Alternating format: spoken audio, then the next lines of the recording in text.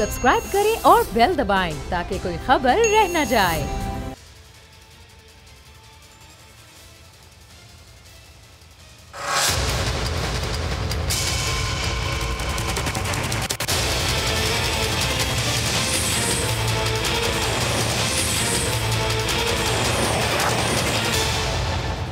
अस्सलाम वालेकुम, आप देख रहे हैं प्रोग्राम बस बहुत हो गया। मैं हूं अरबाब जहांगीर। पाकिस्तान में गुज़िश्ता दिनों सिंध असम्बली की 2, पंजाब, खैबर पख्तूनख्वा और बलूचिस्तान असम्बली की 1 और 2 कौमी असम्बली की खाली नशिस्तों पर बाई इलेक्शन हुए हैं।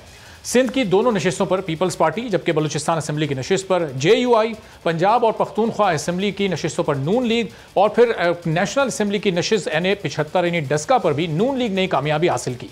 तहरीक इंसाफ के हिस्से में सिर्फ ANP की NA-45 कुरम की सीट आई और पाकिस्तान में अमूमन ये रिवायत बरकरार रही है कि बाई इलेक्शन में हुक्मरान जमात ही यहाँ पर कामयाब होती है, लेकिन तहरीक इंसाफ की हुकूमत में ये रिवायत बिल्कुल तब्दील हो चुकी है। इस साल अब तक 8 सीटों पर बाई इलेक्शन हो चुके हैं और इन 8 सीटों में से हुक्मरान जमात यानी पाकिस्तान तहरीक इंसाफ सिर्फ 1 सीट ही अपने नाम कर पाई है। तमाम ज़िमनी नशिस्तों पर सिंध में पीपल्स पार्टी के अलावा तीनों सूबों में हुक्मरान जमात हार गई है और अब लगता है कि कराची को नज़रअंदाज करने पर NA-249 के अवाम ने भी तहरीक इंसाफ को ही नज़रअंदाज कर दिया है। फैसल वाउडा को सेनेटर बनाने की ख्वाहिश से कौमी असम्बली में तहरीक इंसाफ की 1 और सीट कम होती दिखाई दे रही है। वो तहरीक इंसाफ जो कराची से 14 सीटें जीतकर कराची की सबसे बड़ी जमात बनकर सामने आई थी और कराची की सीटों पर कायम तहरीक इंसाफ की हुकूमत को शायद 1 और झटका अब लगने जा रहा है। वो आवाम जिन्होंने फैसल वाडा को तब्दीली की उम्मीद पर 2018 का इलेक्शन जितवाया था, वादे पूरे ना होने पर अपना माइंड अब शायद वो चेंज कर चुके हैं। अब तक के गैर हतमी और गैर सरकारी रिजल्ट्स के मुताबिक तहरीक इंसाफ बल्दिया NA-249 के ज़िमनी इलेक्शन में सबसे पीछे है। नौशहरा और डस्का के बाई इलेक्शन में मुकाबले में NA-249 के ज़िमनी इलेक्शन में टर्न आउट बहुत कम देखने में आया है। अब या तो बल्दिया के अवाम ने सियासतदानों को रिजेक्ट कर दिया है या फिर ये कोरोना का डर है जिसकी वजह से वो वोट डालने नहीं निकले। 2018 के इलेक्शन में तो शहबाज शरीफ फैसल वाडा से हार गए थे, लेकिन इस बार अब तक के नताइज ये बता रहे हैं कि नून लीग के उम्मीदवार मिफ्ता इस्माइल इस वक्त बाकी उम्मीदवारों से आगे हैं। दूसरे नंबर पर पीपल्स पार्टी के अब्दुल कादिर मंदुखेल हैं और तहरीक इंसाफ जिसने ये सीट खाली की थी उसका उम्मीदवार दूर दूर तक कहीं नजर नहीं आ रहा। और अगर तहरीक इंसाफ NA-249 की जीती हुई सीट हार जाती है तो फिर बशीर मेमन के इंटरव्यू के बाद से जो हुकूमत पहले ही टेंशन में है उसकी मुश्किलात में मजीद इजाफा भी हो सकता है। अपोजिशन बशीर मेमन के इल्ज़ामात की तहकीकात करने का मुतालबा कर रही है और वज़ीर आज़म इमरान खान ने भी आज साबिक DG FIA बशीर मेमन के इल्ज़ामात का जवाब दे दिया है। वज़ीर आज़म इमरान खान ने साबिक DG FIA बशीर मेमन के तमाम इल्ज़ामात को झूठ और बेबुनियाद करार दिया है।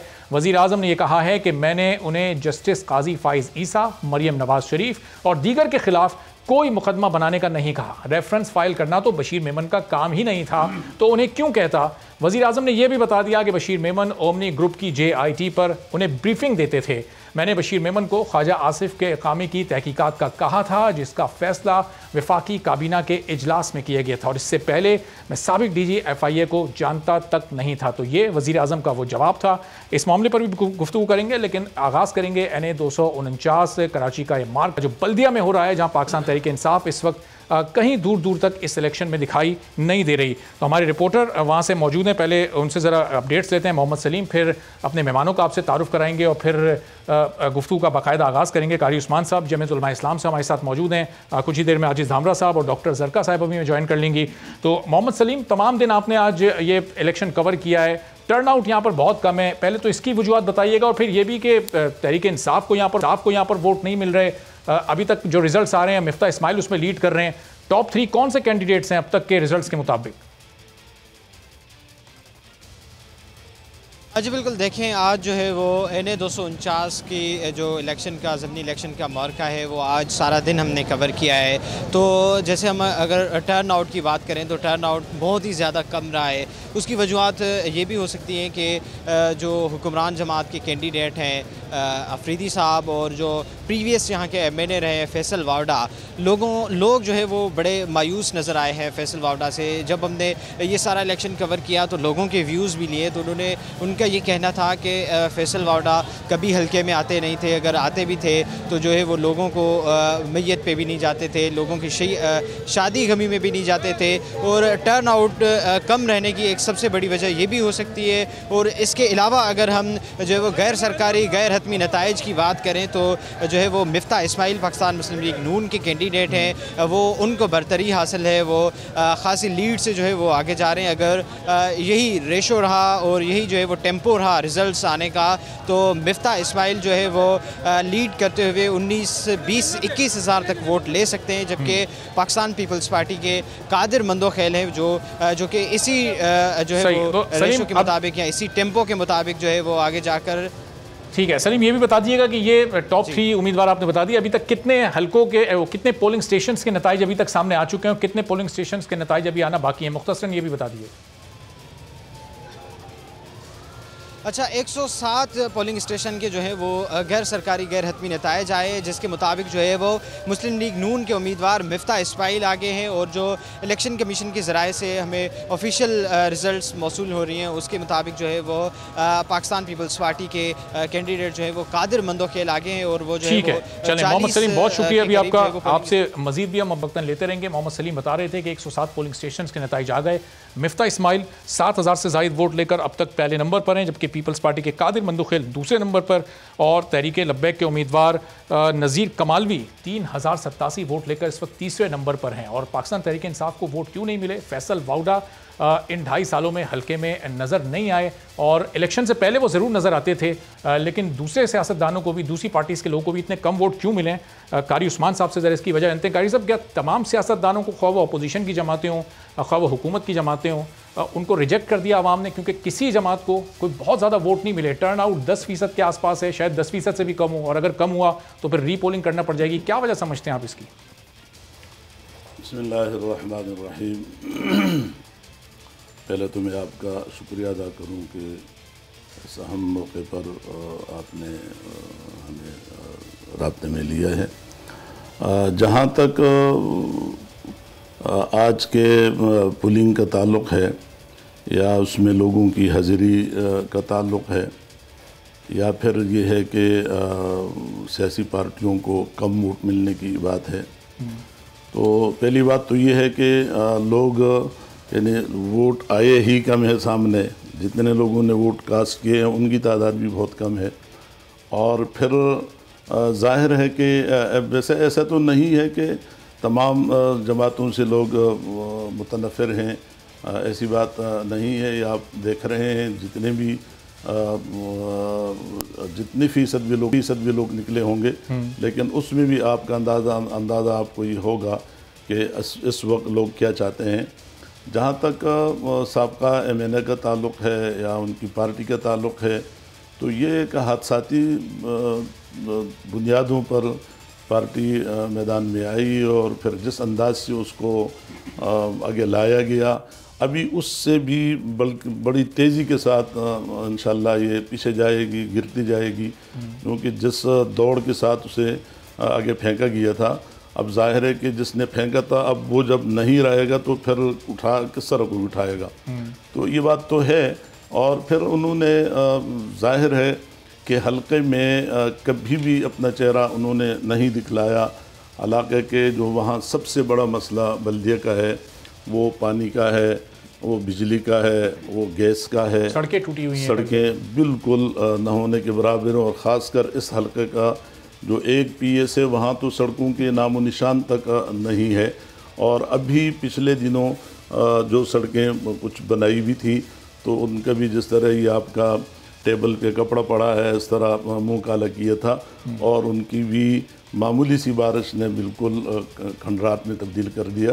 तो जब जहाँ काम नहीं होगा, आवाम की दिलजोई नहीं होगी, अवामी मसाइल के हल से कोई गर्ज नहीं रखते होंगे, तो उन लोगों को ज़ाहिर है कि फिर कौम ने मुस्तरद करना है और आवाम ने मुस्तरद करना है। और ये तो अब आगाज़ है। जहाँ पहले कहा जाता था कि हम उस वक्त इमरान खान साहब जो बड़े एतमाद के साथ ऐलान करते थे कि इतने हल्के खोल दिए जाएं, ये हो जाए, हम आज उनसे कहते हैं कि वो मुकम्मल आम नए इंतखाबात का ऐलान करें और मुस्ताफ़ी हो जाएं, फिर देखेंगे लोगों का रद्द-ए-अमल क्या सामने आता है और आवाम किसको पसंद करती है। ज़ाहिर उनका मौक़िफ़ होता है कि अभी तो ये मुश्किल वक्त है ना, शुरू के 2 तिल के थे, अब आगे वो अब कारकर्दगी के साल करार देते हैं, तो अभी मुश्किल वक्त गुजर गया, आगे शायद 2.5 साल में शायद वो परफॉर्म कर जाएँ। ज़ाहिर ये इलेक्शन आधे दौरानिए के बाद हुए हैं, तो ये रिज़ल्ट सामने आया। जब 5 साल बाद इलेक्शन हो तो कुछ मुख्तलिफ भी हो सकता है। मैं आपकी तरफ वापस आता हूँ, तो डॉक्टर ज़रका साहिबा और आजिज़ दामरा साहब भी ज्वाइन कर चुके। तो आजिज़ साहब, अब ये अगर अपोजिशन जमात कोई जीत भी जाती है यहाँ से, मिफ्ता साहब या आपकी जमात भी जीत जाती है, तो ये जो तमाम हल्के के मसाइल होते हैं, तो इतना मसाइल ज़्यादा हल्का है, इसके मसले कैसे हल होंगे? क्योंकि ये फ़ंड्स का ट्रांसफ़र तो फिर ये हुकूमत की ज़िम्मेदारी होती है। जब हुकूमत का अपना जमात का एम एन ए वहाँ पर नहीं होगा, तो ये तो और मुश्किलात होंगी अगर कोई अपोजिशन का कैंडिडेट यहाँ से जीत जाता है इलेक्शन। जी, बिस्मिल्लाहिर्रहमानिर्रहीम। देखें, पहली बात तो ये है कि ये हल्का जिस तरह वैकेंट हुआ, खाली हुआ, उसमें पीटीआई की जो एक सो कॉल्ड उनकी जो एक पॉलिसी थी, वो तो एक्सपोज हो चुकी कि एक ऐसा शख्स जो अपनी सीट को बचाने के लिए सीट अपनी छोड़ गया, एक दूसरे हाउस में चला गया ताकि वो अपनी उस झूठ को छुपा सके, मगर वो झूठ छुप नहीं पाएगा। और पीटीआई की जिस तरह अभी पोजीशन आप देख रहे हैं, मेरे ख्याल में वो हालत ज़ाहिर है। और आपने कहा कि एक अपोजिशन कारकुन जब वहां से मुंतखब होता है तो मसाइल कैसे हल होते हैं, तो इलेक्शन की अपनी डायनामिक होती है। वोट दरअसल एतमाद होता है किसी भी पार्टी या उसकी लीडरशिप या टिकट के ऊपर। तो अभी नताइज आ रहे हैं और उसमें Pakistan Peoples Party general election में इस हल्के से जो वोट उठाए थे उससे कहीं ज्यादा आगे जा रही है। हम अभी भी होपफुल हैं। तो बहरहाल मेरे ख्याल में कि जो पीटीआई का एक तूफान था और लोगों का राया था कि इमरान खान साहब की जो बात है वो बिल्कुल एक सच को लीडर की तरह है, तो वो एक तो एक्सपोज भी हुए हैं। और रिसेंटली जो जिस तरह वो एक अपनी पार्टी के एक हमख्याल ग्रुप से मिले हैं, तो उन्होंने ये एक्सेप्ट किया कि वो एनआरओ दे रहे हैं। तो लोग इस चीज को जरूर जहन में रखेंगे और आज के वोटरों ने भी कि एनआरओ अपनी पार्टी के पहले भी एमएनएसपी की सूरत में दिया और अभी भी दिया जा रहा है। आप देखें कि पीटीआई ने जब ये प्रेस रिलीज निकाली ऑफिशियली, उसमें ये कहा कि हम ख्याल ग्रुप, मतलब पीटीआई के तरीन ग्रुप ने पीटीआई के खान ग्रुप के सरबराह इमरान खान से मुलाकात की थी और उसके बाद तब्दीलियां हुई इन्वेस्टिगेशन ऑफिसर की, तो एनआरओ तो हो गया। अब इनके मुंह से एनआरओ देना और कराची के लिए जो पैकेजेस थे वो ना देना, ये सारी चीजें ऐसी हैं कि जाहिर है कि अवाम की जो राय है वो या सोच उसको तब्दील कर देगी। सही, चलें आजिज़ साहब आपकी तरफ मैं वापस भी आता हूँ, ज़रा डॉक्टर ज़रका साहिबा को भी गुफ्तगू में शामिल कर लें। डॉक्टर साहब, अभी तक के जो नताइज सामने आ रहे हैं NA 249 के, मिफ्ता इस्माइल साहब पहले नंबर पर हैं, पीपल्स पार्टी के कादिर मंदोखेल साहब दूसरे नंबर पर हैं, TLP के उम्मीदवार तीसरे नंबर पर हैं जिसको आपकी हुकूमत ने कलअदम कर दिया है। उसके बाद PSP के उम्मीदवार मुस्तफ़ा कमाल साहब हैं। 2 जमातें इस वक्त हुकूमत में, पाकिस्तान तहरीक इंसाफ और MQM, उन दोनों का शुरू के 4 कैंडिडेट्स में कहीं कोई नाम नहीं है। क्या वजह है इसकी? जो बढ़ती हुई महंगाई से लोग परेशान हैं ये, या हुकूमत की बैड गवर्नेंस? क्यों रिजेक्ट कर दिया लोगों ने आपकी जमात को?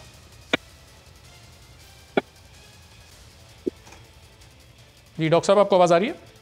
जी जी जी, मुझे आपकी आवाज ठीक से आ नहीं रही थी। बहरहाल मुझे आपका जनरल सवाल बहुत शुक्रिया।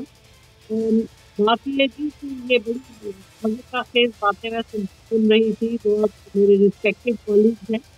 तो अगर पाकिस्तान पीपल्स पार्टी और अगर पाकिस्तान मुस्लिम लीग नवाज या जो भी बाकी पार्टियां हैं, अगर पहले तो पाकिस्तान में 2 पार्टी सिस्टम होता था, तो तहरीक इंसाफ को पैदा करने वाले यही लोग हैं जिन्होंने कभी परफॉर्म नहीं किया।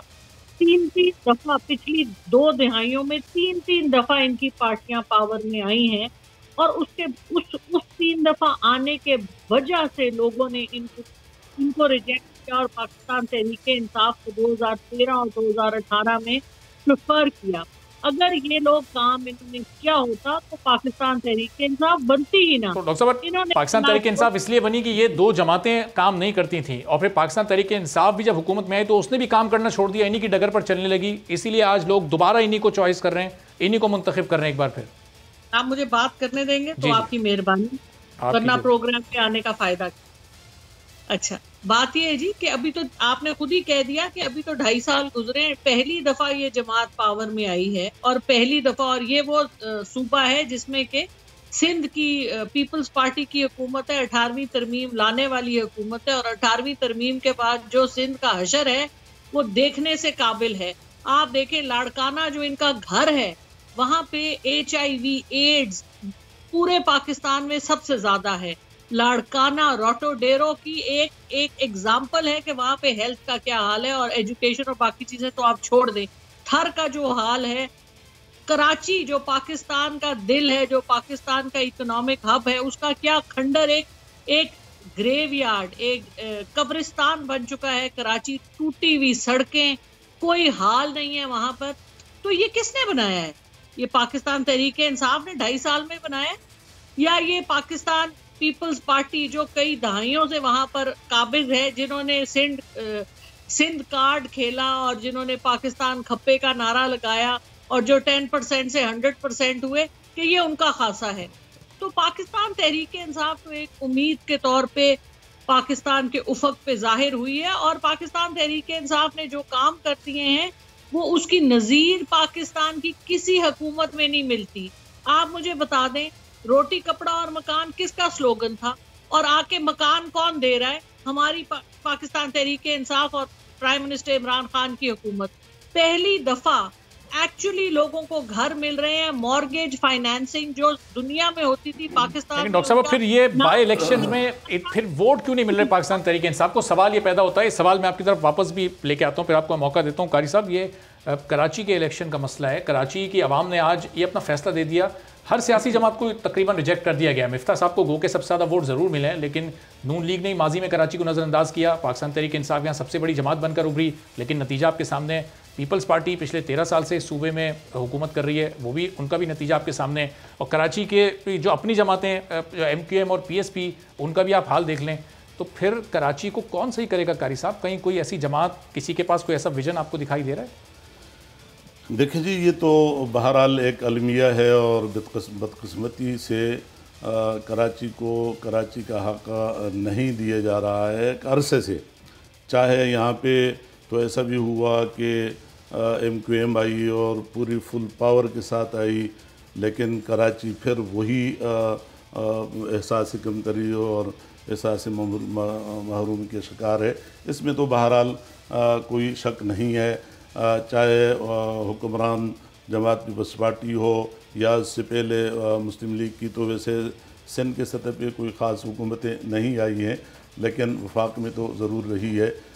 इस बात पे तो बहरहाल हर फर्द और कराची का हर शहरी जानता है कि हुक्मरान तबक़े ने शुरू से कराची को न सिर्फ नज़रअंदाज किया है, बल्कि कराची को तबाही के किनारे पे पहुंचा। इसमें तो कोई शक नहीं है। लेकिन फिर भी जो कुछ भी है, जो कुछ इस वक्त की जो सूरत हाल है, हम उसी पे बात करेंगे कि आज की मौजूदा जो सूरत हाल है उसमें कई वजूहात हो सकती हैं लोगों के न निकलने में। आप देखें रहे कि एक तरफ फ़ौज को बुलाया जा रहा है, एक तरफ जो है लॉकडाउन की जिस अंदाज से एक खौफ और हरास की कैफियत फैलाई जा रही है, ये बात अपनी जगह पर गरीब लोग हैं, फिर वहाँ मज़दूर पेशा तबका है। ज़ाहिर है कि महंगाई अपने तमाम हदूद क्रॉस कर गई है। इन हालात में जहाँ कहा तो बढ़ा जाता है कि हमने रोटी कपड़ा मकान दे रहे हैं, लेकिन नज़र कहीं नहीं आता है।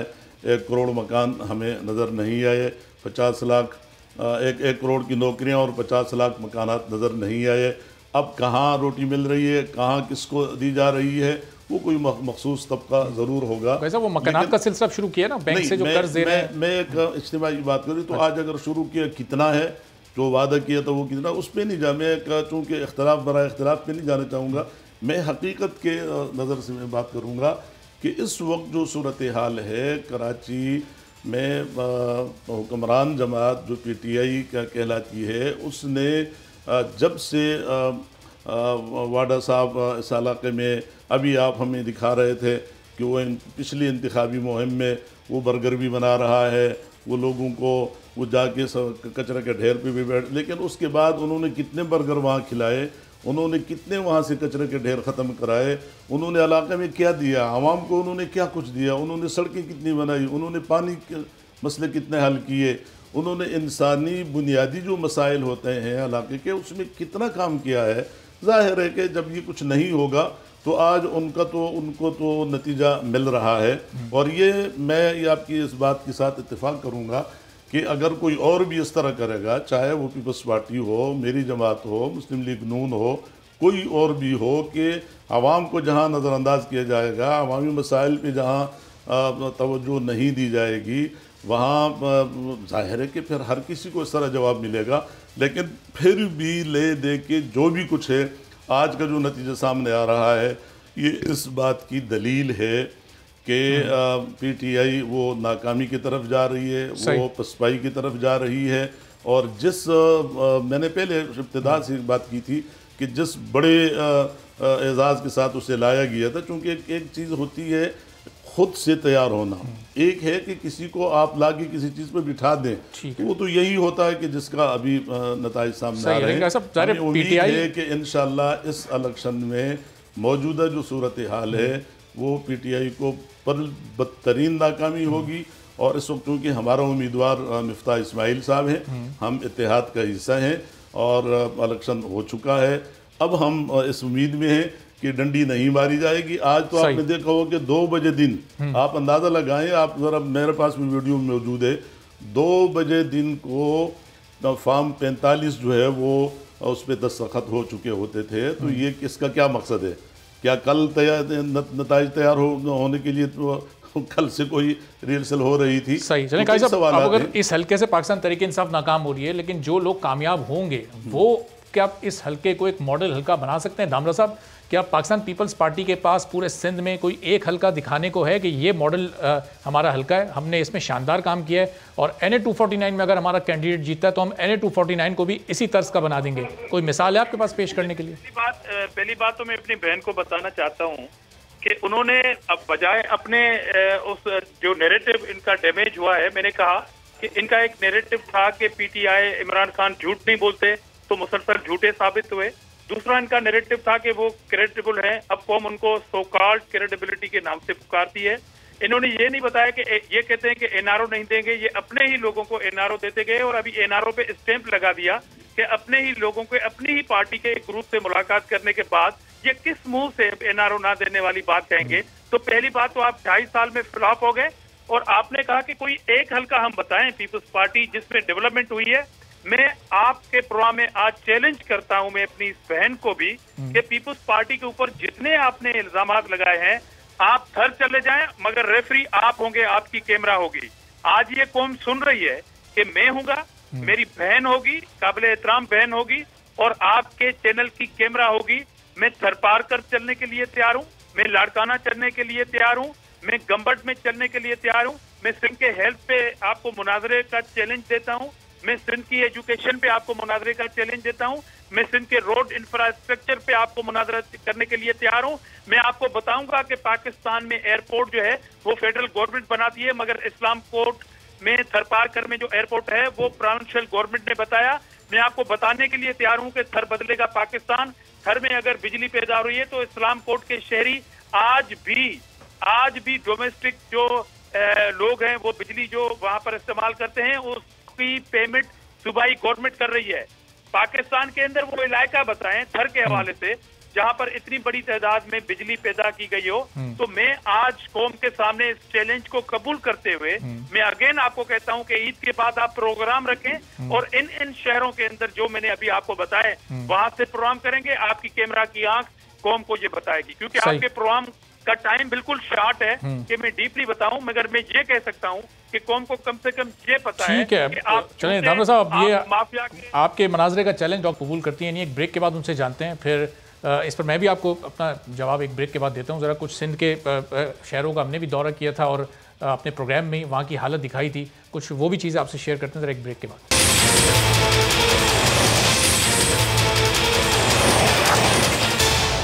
प्रोग्राम में एक बार फिर आपको खुशामदीद कहते हैं और ब्रेक में वही मनाजिर आपने देखे जो आम तौर पर पाकिस्तान में किसी भी इलेक्शन वाली रात को नजर आते हैं कि आरओ ऑफिस के बाहर मुख्तलिफ जमातों के मुख्तलिफ कैंडिडेट्स के हामी अफराद मौजूद हैं, वहाँ नारेबाजी हो रही है। आरओ ऑफिस में मुतालबा किया जा रहा है कि जब टर्न आउट इतना कम रहा तो अब तक गिनती मुकम्मल क्यों नहीं की गई है। ये मनाजिर इस वक्त भी आप देख सकते हैं कितनी बड़ी तादाद में इसमें पाकिस्तान तहरीक इंसाफ के कारकुनान मौजूद हैं, इसमें नून लीग के भी कारकुनान मौजूद हैं, जमीयत उलमा इस्लाम के कारकुनान भी यहाँ पर मौजूद हैं, पीपल्स पार्टी के कारकुनान भी मौजूद हैं। अब आरओ ऑफिस के अंदर क्या चल रहा है, क्यों अब तक गिनती मुकम्मल नहीं हो सकी। ये रात 11:30 बज चुके हैं और टर्नआउट जब इतना कम रहा था, चंद हज़ार वोट ही कास्ट हो सके थे, तो फिर गिनती के बाद अब तक नतीजे जारी क्यों नहीं किए जा सके। बहरहाल ये भी एक सवाल है। उम्मीद यही लगाते हैं कि जल्द ही साफ शफाफ नतीजे का ऐलान होगा और जिस तरह माजी में इल्ज़ामात लगते रहें धांधली के, वो इस इलेक्शन में नहीं लग पाएंगे। जो कैंडिडेट भी जीते उसकी जीत को सबको तस्लीम करना चाहिए। तो डॉक्टर ज़का, ब्रेक से पहले आजिज़ दामरा साहब ने वो सिंध की एक पूरा नक्शा खींचा, किस तरह से इन्होंने सिंध को एक मॉडल स्टेट बना दिया है। कुछ रोज़ पहले मीरपुर ख़ास और समारोह जाना हुआ था हमारा भी। बारिश जब वहाँ आती है, बारिश होती है, बारिश के बाद पूरा का पूरा इलाका सैलाब का सा मंजर पेश कर रहा होता है, लोग खेमों में रहने पर मजबूर हो जाते हैं, एंटी रेबीज़ वैक्सीन वहाँ पर दस्तियाब नहीं होती, कुत्ते किस तरह से बच्चों को काट रहे होते हैं। धामरा साहब इस पर रिस्पॉन्ड भी करेंगे, लेकिन जो आपको मनाज़े का वो चैलेंज करें डॉक्टर ज़रका, आपको कबूल है इनका चैलेंज? जी, बिस्मिल्लाहिर्रहमानिर्रहीम। इसमें ना कबूल करने वाली कौन सी बात। कैमरे की आंख से तो जरूर दिखाएं, कैमरे की आंख से ये भी बताएं कि कराची का पानी पाइपों से निकल के टैंकरों में कैसे चला गया। वो कौन से लोग हैं जो भत्ता माफिया है, जो कराची का पानी हर पाइप से निकाल के अपने टैंकरों में भर के लोगों से पैसे लेते हैं, और कौन इनकी सरपरस्ती करता है। सबसे पहले तो पानी का मसला हल करें, उसके बाद अपने बाकी काम जरूर दिखाएं। डॉक्टर ज़रका, जब आप कहते हैं कि भत्ता माफिया, तो इशारा किस जानिब होता है आपका? ये वो लोग जिनको जो अब नफीस हो गए, माजी में उनको आप कातिलों के नाम से पुकारा करते थे? देखिए जी, मुझे आप बात कंप्लीट करने थे। आई बी ग्रेटफुल अगर आपने शो पे बुलाया तो बोलने भी दें। जी जी। अच्छा, अब बात यह है कि कराची के जो हालात हैं वो इनके सामने इनके बनाए हुए हैं।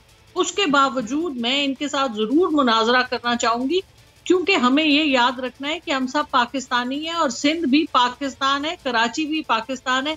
अगर मेरे इनको कहने पे अगर ये अपनी परफॉर्मेंस के बारे में थोड़े सीरियस हो जाते हैं और कुछ कर लेते हैं तो 100 बिस्मिल्लाह, हम बहुत खुश होंगे कि कुछ करें अपने सिंध कार्ड का कुछ बंदोबस्त करें, खपाएं इसको। 10% और 100% से मेरे बहुत रिस्पेक्टेबल भाई हैं, आगे चलें, कराची को आगे लेके जाएं। जो वहां पर हर चीज का बिकाव हो रहा है, चाइना कटिंग से लेकर हर चीज तो वहां पे बिक रही है, कब्जा माफिया अलग है वहां पे। तो इन चीजों को देखिए, इनको ठीक कीजिए, मैं आपके साथ खड़ी हूंगी। अब आप बताइए और क्या फरमा रहे थे। दूसरा, इन्होंने बात की एनआरओ की। अरे भाई, एनआरओ कौन सा? ये वही जबान है जो ये लोग इस्तेमाल करते हैं। हमने तो ना किसी को एनआरओ दिया, ना इसका जिक्र हुआ।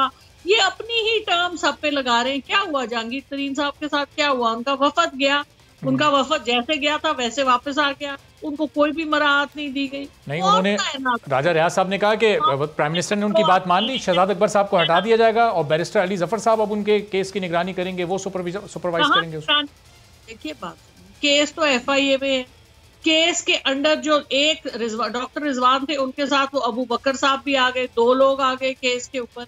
कौन सा उनको अली जफर साहब को तैनात किया है प्राइम मिनिस्टर साहब ने कि इनको किसी किस्म का कोई कंफ्यूजन ना रहे, इनकी कोई शिकायत ना रहे। वो कह रहे हैं मेरे साथ इंसाफ नहीं हो रहा। इतने सारे लोग हैं, दोनों पार्टियों, तीनों पार्टियों के लोग हैं जो शुगर माफिया में एंगेज्ड हैं। जहांगीर तरीन साहब ये कह रहे हैं कि जो उनके ऊपर FIR है उसमें शुगर का नाम नहीं है। दूसरा, वो कह रहे हैं कि जो बाकी लोग एंगेज्ड हैं उनके ऊपर क्यों नहीं आप कर रहे। तो वो बातें, मेरे ख्याल में उनकी बातें सही हैं, इनके ऊपर बिल्कुल इंक्वायरी होनी चाहिए। और हमारी पार्टी तो हमेशा से अपने ही मिनिस्टर्स को, हमने कभी उनको कटहरे से नहीं बचाया।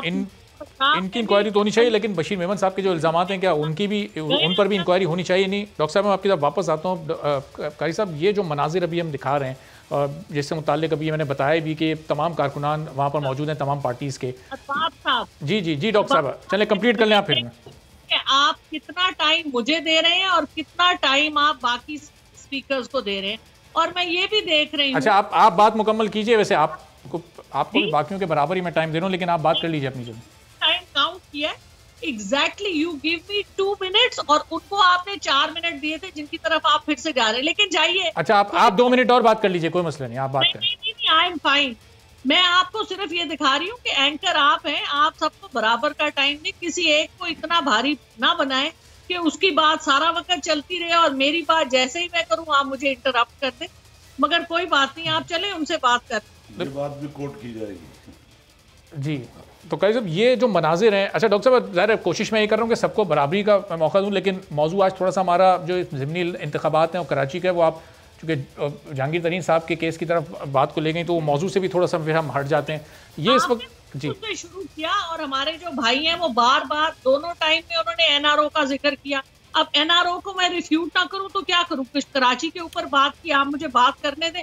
वो तो इतनी देखें जी उन्होंने क्या बात की कराची के ऊपर, कराची के 249 के बारे में बात करते। बात सारी ये है कि आपने क्या डिलीवर किया। अगर तहरीक इंसाफ पिछली दफा उसने नहीं किया तो आई एग्री विद यू, आप उनकी जरूर, अगर किसी ने काम नहीं किया मैं सबसे पहले हूँ और तहरीक इंसाफ सबसे पहले है कि आप उनका मुहासरा करें, आप कटहरे में लेके आए। लेकिन जिन लोगों ने दिहाइयों से वहां बैठे हैं उन्होंने क्या किया वो अपना बताएं। हम तो उनको चैलेंज करते हैं और हमारी गलतियां भी बताएं। We are ready. वाउडा साहब को फिर लाएंगे कटहरे में, जो 2.5 साल में एक भी उन्होंने चक्कर नहीं लगाया हल्के का, जिस हाल में वो हल्के को छोड़कर गए थे 2.5 साल बाद, उससे भी बुरा हाल है। आप लाएं, जरूर पूछे उनसे।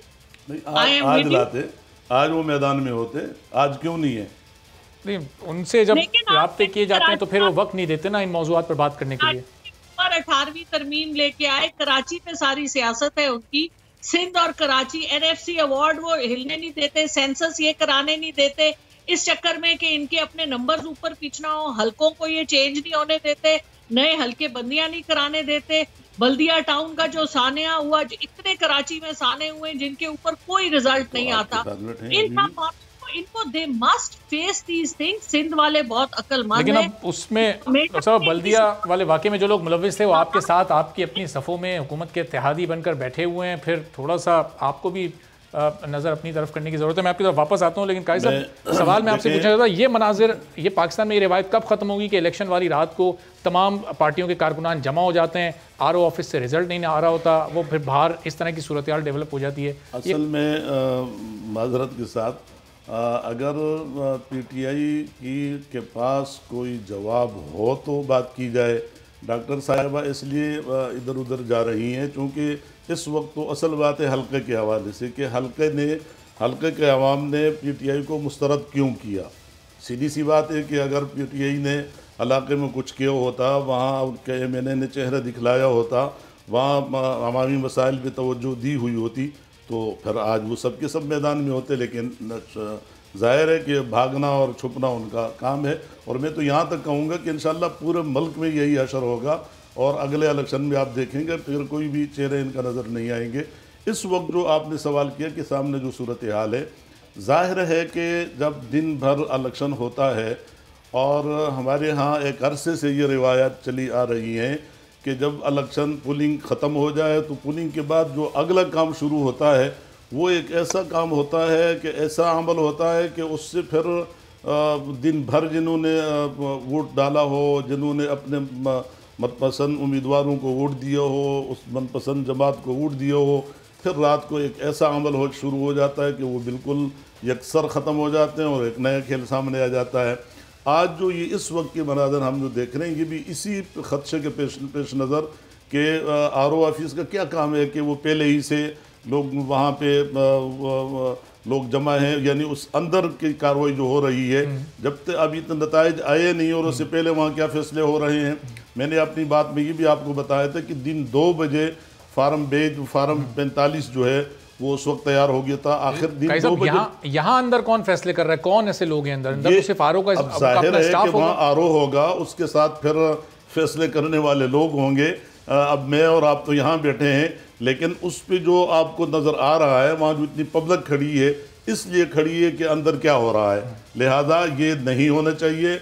हम आपके इस चैनल के ज़रिए से उन इदारों से भी कहेंगे, उन ज़िम्मेदार लोगों से भी कहेंगे कि आवाम के साथ मज़ीद खेल का सिलसिला बंद किए जाए और जो आवाम ने फैसला किया हो वो जिस जमात के बारे में भी किया हो। अगर आज आवाम ने पीटीआई के हक में फैसला किया हो तो उसको उसका हक मिलना चाहिए। आज अगर मुस्लिम लीग नून को लोगों ने जिस तरह नज़र आ रहा है उसके हक में फैसले दिए हो तो उसके सामने रुकावटें क्यों डाली जा रही हैं? अगर यही फैसला पीपल्स पार्टी के हक में किया हो तो उसके सामने रुकावटें नहीं होनी चाहिए। हक जो है वो मिलना चाहिए, शफाफियत बरकरार रहनी चाहिए। और अगर ऐसा नहीं होगा तो जाहिर है कि ये जो पब्लिक निकली है, चाहे 10% लोगों ने वोट कास्ट किया हो या इससे कुछ ऊपर गए हों नीचे गए हों, लेकिन अब ये लोग अगला मरहला जो होगा वो बड़ा खतरनाक होगा। सही, अब ये देर हो क्यों रही है साहब? जरा अगर ये डाका डाला गया आज भी अगर ताज़ा तरीन जो सूरत हाल है वो मुझे जाननी है। जरा हमारे रिपोर्टर इरशाद संजरानी वहाँ पर मौजूद है इलेक्शन कमीशन ऑफिस के बाहर। इरशाद, ये क्यों इतने सारे लोग जमा हैं? आरओ की जानिब से रिजल्ट जब इतने टर्न आउट कम रहा है अभी तक क्यों जारी नहीं किए गए? यहाँ पहले तो जरा बताइएगा मनाजिर अब इस वक्त ताज़ा तरीन क्या है और फिर सूरत हाल क्या यहाँ पर पैदा हो रही है? इरशाद, आवाज आ रही है आपको? चलें इरशाद संजरानी को रिकनेक्ट करते हैं। आजिज साहब, अब ये जो तमाम लोग यहाँ पर जमा हो जाते हैं इलेक्शन की रात इस तरह से कि ये आपको नहीं लगता ये सूबा आपका है, ये जिम्मेदारी आपकी भी है? वहाँ पर हो क्या रहा है? आपके पास कुछ इत्तलात आई हैं? कादिर मंदोखेल साहब से कोई रब्ता आपका हुआ? वो भी इस वक्त वहाँ पर मौजूद हैं। चलें आजिज साहब, मैं आता हूँ आपकी तरफ। इरशाद, इस वक्त क्या सिचुएशन आप देख रहे हैं इलेक्शन कमीशन ऑफिस के बाहर? क्यों ये इतना मजमा लगा हुआ है, शोर शराबा हो रहा है? कुछ देर पहले निहाल हाशमी साहब गुफ्तगू कर रहे थे, वो क्या गुफ्तगू फरमा रहे थे? क्या इस वक्त वहाँ पर माहौल है? देखिए, बिल्कुल NA 249 में दिन भर यहाँ पे इलेक्शन जैसे ही मुकम्मल हुआ था और इस वक्त जो DRO के जो दफ्तर के बाहर जो है इस वक्त PTI के कारकुनान ने उस वक्त हंगामा किया जब पाकिस्तान मुस्लिम लीग नून के जो मिफ्ता इस्माइल हैं कैंडिडेट हैं वो उनको अंदर आने की इजाज़त दी गई, लेकिन PTI के जो कैंडिडेट है अमजद आफरीदी उनको रोका गया। तो इस पर जो है एक लॉ एंड ऑर्डर की सिचुएशन क्रिएट हुई है और जो एजाज अनवर चौहान है सूबाई इलेक्शन कमिश्नर, उनकी सिक्योरिटी के हवाले से जो रेंजर्स की भारी नफरी यहाँ पर पहुंची है और पुलिस के नौजवान यहाँ पर मौजूद हैं और रेंजर्स के कमांडोज भी यहाँ पर पहुंचे। और सिर्फ PTI के कैंडिडेट को अंदर दाखिल होने से रोका गया, आप कह रहे हैं मिफ्ता इस्माइल को इजाजत दी गई और दीगर जमातों के भी लोग अंदर दाखिल हुए? देखिए, बिल्कुल पहले जो है मिफ्ता इस्माइल को जैसे दाखिल आने दिया गया तो PTI के कारकुनान ने हंगामा किया और कहा कि मिफ्ता इस्माइल को जो है यहाँ से एक्सपेल किया जाए, लेकिन वो अंदर दाखिल हुए और फिर उसके बाद जो है हंगामा आराई हुई है। उसके बाद जो अभी तक जो है मिफ्ता इस्माइल अंदर हैं और उसके बाद जो अमजद आफरीदी भी आ गए हैं। अभी तक जो रिजल्ट्स की अगर बात की जाए, तकरीबन जो ऑफिशियल रिजल्ट इस वक्त सोर्सेज से हमें जो मिले हैं और इलेक्शन कमीशन हुकाम से हमें जो 59 जो है इसमें पोलिंग स्टेशन के जो उन्होंने कंपाइल किए हैं उसमें पाकिस्तान मुस्लिम लीग नून के जो मिफ्ता इस्माइल है उनको थोड़ी सी बढ़तरी है। उसके बाद जो पाकिस्तान पीपल्स पार्टी दूसरे नंबर पर है और तो अब तक 59 जो पोलिंग स्टेशन है उनके जो नताइज जो मुरतब किए गए हैं इलेक्शन कमीशन, ये गिनती इतनी स्लो क्यों हो रही है? जब वोटिंग टर्नआउट भी इतना कम रहा है, गालिबन 10% के आसपास रहा है, तो फिर ये गिनने का अमल इतना सुस्त रवि का शिकार क्यों है? मुख्तसरन नहीं बता सके? देखिए, बिल्कुल गिनती का अमल इसलिए नहीं था कि मुख्तलिफ जो पोलिंग स्टेशन थे वहाँ पर बिजली ना होने के बाद अंधेरा था और कंपाइल करने में जो रिटर्निंग अफसरान थे उन्हें जो मुश्किलात का सामना था वो फिर वापस आए हैं। ट्रांसपोर्ट का भी इशू रहा उसके बाद जो है, लेकिन उससे कबल जो हमारे जो जराए बता रहे हैं इलेक्शन कमीशन हुकाम के मुताबिक उनके जो व्हाट्सएप या जो दीगर जो इनके जो IT सिस्टम के जरिए उनको ऐप दी गई थी तमाम रिटर्निंग अफसरान से, वो तो शाम में ही जैसे आया था तकरीबन 8-8 पोलिंग स्टेशन में अभी बता रहे हैं कि बिजली नहीं थी। ये लोड शेडिंग वगैरह हो रही है, बिजली सिरे से है ही नहीं वहां पर मौजूद पोलिंग स्टेशन जो बनाए गए हैं? बिल्कुल, इस सवाल से गुज़िश्ता रोज भी हम यहाँ पर पहुंचे थे और जो सैयद यहाँ पे नदीम हैदर हैं रिटर्निंग डिस्ट्रिक्ट रिटर्निंग ऑफिसर है, उन्होंने बताया था कि कुछ NA 249 के ऐसे भी जो पोलिंग स्टेशन है जो स्कूल है वहाँ पर बिजली नहीं है, तो रात भर कुछ रोज भी इनको और इरशाद वो किसके मातहत आते हैं, वफाकी हुकूमत के या सिंध हुकूमत के? देखिए, बिल्कुल वहाँ पर ये बिजली का जो इशू है वो बिल्कुल सिंध हुकूमत के मातहत स्कूल आते हैं। और ठीक है, चलें इरशाद, बहुत बहुत शुक्रिया। इरशाद संजरानी हमारे साथ मौजूद है। धामरा साहब, ये आप देखें उस हल्के का हाल है, वहाँ के सरकारी स्कूलों में बिजली तक मौजूद नहीं है। जो वफाकी हुकूमत की गलतियाँ खामियाँ हैं वो ज़रूर हमें उजागर करनी चाहिए, लेकिन जहाँ सिंध हुकूमत लैग कर रही है ज़रा उस तरफ भी थोड़ी रोशनी डालिए धामरा साहब। धामरा साहब आपको आवाज आ रही है? देखें पहली बात जी, आपने कहा कि अभी पोलिंग के हवाले से आपने जो एक बात की कि बिजली गायब है, ये गायब है, ये देख पोलिंग के अंदर गायब नहीं है ही नहीं, बिजली गायब है, सिरे से है ही नहीं, उन सरकारी स्कूलों में मौजूद ही नहीं है बिजली की बात कर रहे हैं। मैं कह रहा हूँ पूरे मुल्क में बिजली नहीं है। तो आप यहाँ का तो जवाब दे दें, मुल्क पे भी आते हैं, लेकिन अभी जो मौजूद है उसका तो आप जवाब दीजिए। नहीं तो मैं मौजू की बात कर रहा हूँ ना, मैं पोलिंग स्टेशन का नाम लेके फिर मुल्क का नाम लेता हूँ ना। पोलिंग स्टेशन इसी मुल्क में होती है और इस मुल्क में एक सरकारी हुकूमत है जो तब्दीली के नाम पे आई थी, जो नफसियाती बन चुकी है। अभी मेरी बहन ने जो बातें की, मैं अपनी बहन को नफसियाती नहीं कह रहा, इनकी पार्टी की पॉलिसियों को नफसियाती कह रहा हूँ। और इशू ये हो रहा है कि इनकी पार्टी के दो हिस्से तक हो गए हैं। धामरा साहब अभी इशू ये है कि 13 साल से एक सूबे में एक जमात की हुकूमत है, उस सूबे के एक हल्के में इलेक्शन हो रहा है और उस हल्के में पोलिंग स्टेशंस के अंदर बिजली मौजूद नहीं है और वो सरकारी स्कूल है। अभी तो यहाँ पोलिंग हो रही है, जब यहाँ बच्चे पढ़ते होंगे उनका क्या हाल होता होगा? देखें, मेरे कहने का मकसद सिर्फ ये है कि बिजली प्रोवाइड कौन करता है, नंबर 1।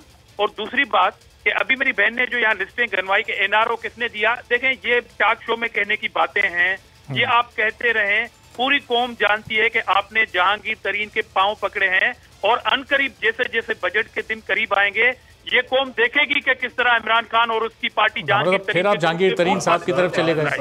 नंबर 1 मैं इनसे ये पूछता हूँ कि 8 साल जिस सूबे में इन्होंने हुकूमत की है, एक ट्रांसप्लांट लेवर का हॉस्पिटल मुफ्त का दिखाएं जो मुफ्त में इलाज कर रहा है। 13 साल में आप अस्पताल, आप स्कूलों में बिजली नहीं ला सके, बिजली नहीं दे सके सरकारी स्कूलों में जहां बच्चे पढ़ते हैं, तो अभी उनको तो 8 साल हुए, उनको भी 13 साल पे आने दें, फिर बात कीजिएगा उन पर। आप अपना जवाब तो दें। तो मैं तो जवाब दे रहा हूं ना कि पूरे पाकिस्तान में बिजली नहीं है।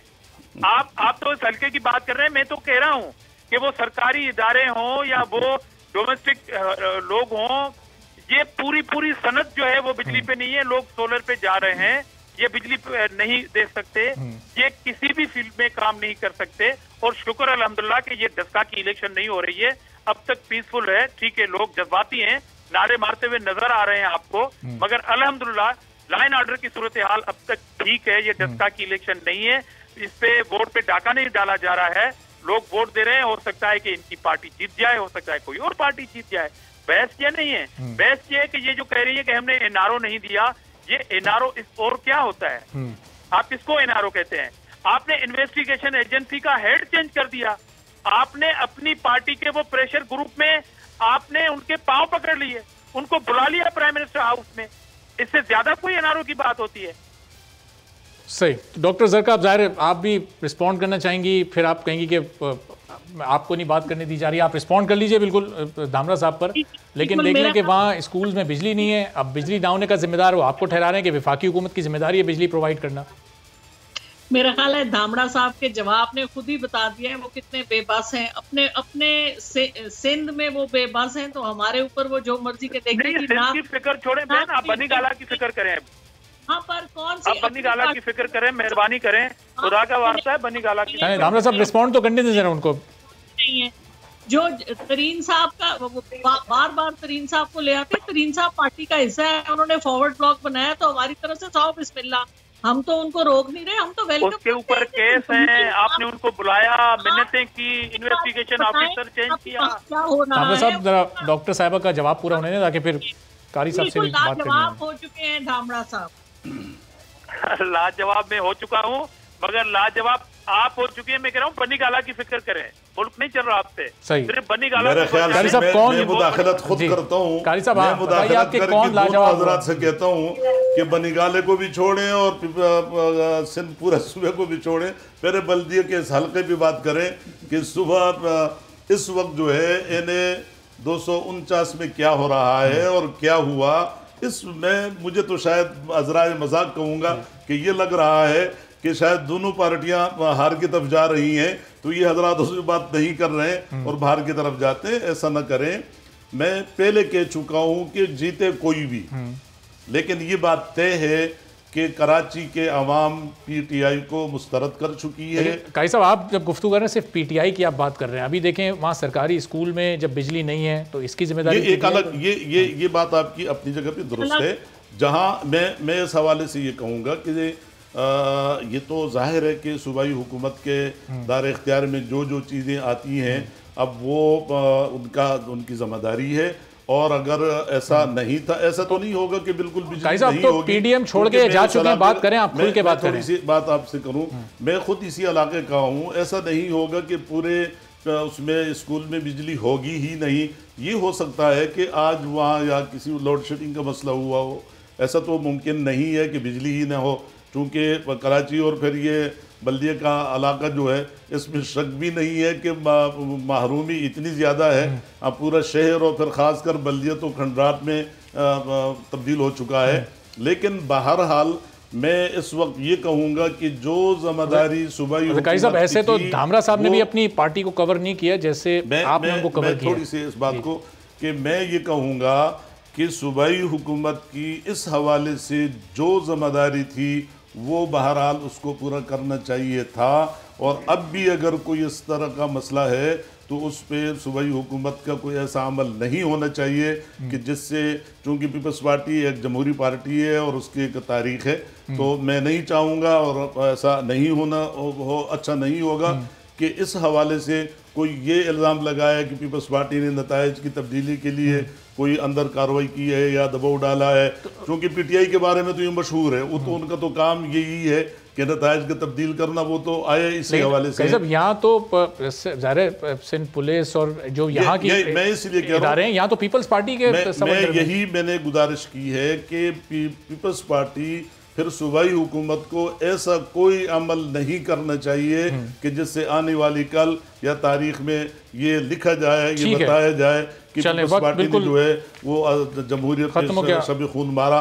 ये किसी पार्टी को ऐसा नहीं करना चाहिए। बहुत शुक्रिया कारी उस्मान साहब, डॉक्टर जरका साहिबा, आज धामरा साहब मौजूद थे। और अभी तक सूरत हाल है, ऐसा लग रहा है, ऐसा महसूस हो रहा है कि मिफ्ता इस्माइल साहब ये मुकाबला जीतने में कामयाब हो सकते हैं। टर्नआउट कम रहा और अभी तक के नताइज के मुताबिक नून लीग को यहाँ बरतरी हासिल है और पाकिस्तान तहरीक इंसाफ जिसकी ये नशिस्त खाली हुई थी वो शायद ये मार्का जीतने में कामयाब ना हो सके। आज के प्रोग्राम से इजाज़त दीजिए, अल्लाह।